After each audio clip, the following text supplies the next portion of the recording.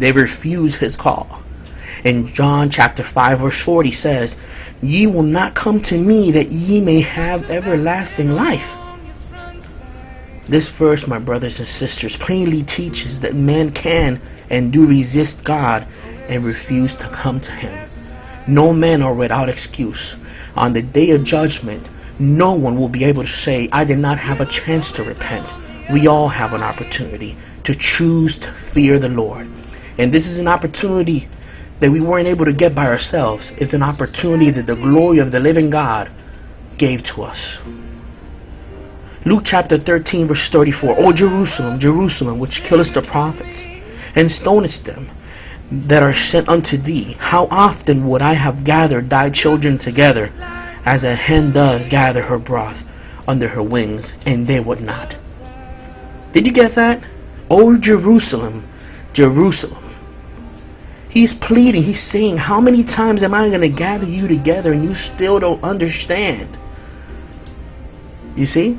Because God gathered them together, but he wanted them to understand, but they wouldn't. Praise the beautiful name of God, my friends. I want to read something to you. I want to go deeper into this. And if this passes the 10-minute mark, I urge you to watch it. Okay? Jesus spoke to them in parables, saying, "The kingdom of heaven is like a king who prepared a wedding banquet for his son. He sent his servants to those who had invited the banquet to tell them to come, but they refused to come.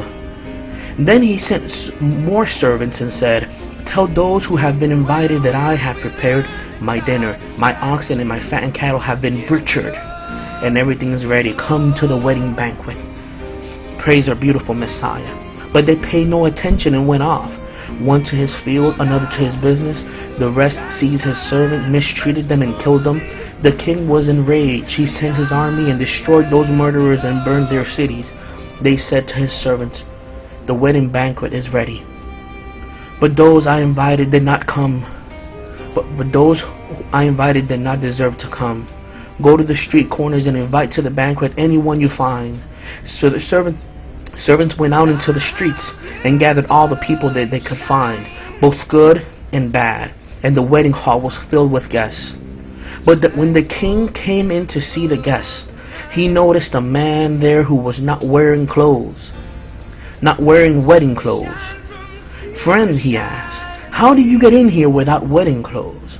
The man was speechless. The king told the attendants, 'Tie him hand and foot and throw him outside into darkness, where there will be a weeping and gnashing of teeth. For many are invited, but few are chosen.'" Many believe that when it says many are invited, that it doesn't speak of all mankind.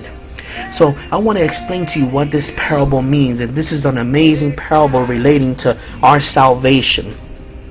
It is easy to misunderstand the word many, my friends, because it has a slightly different meaning in the Greek and in the English. In both languages, it refers to a large group. In English, many is restrictive, but in Greek is inclusive. In other words, if I say many of the people came in English, it implies that most of them did not. If I said the equivalent of many of the people came in Greek, it would imply that practically everyone did. In this case, we're dealing with a Greek usage that divides the whole into two equal parts, which are called the many and the few. In Greek, you might say, the many are on time, but the few are late. In English, it is equivalent to most are on time, but some are late. In Greek, the many and the few add up to everyone, just as in English, most and some add up to everyone. In this parable, everyone was invited to the wedding, but the invitation went out in two ways. Thus, respectable people were invited first, but they did not heed the invitation, or they only pretended to accept. They lied, they pretended, but the result is that they didn't show up. So the king told his slaves to send out the invitation again to the people who were not originally on the invitation list. Praise our beautiful name of the Messiah that we serve. So he told his slaves to send out an invitation again to the people who were not originally on the invitation list. And these people actually did show up, but one of them was not wearing a wedding garment. So he was thrown out. So you have to understand, in those days, the host furnished the wedding garments. So anyone who wasn't properly dressed was very disrespected.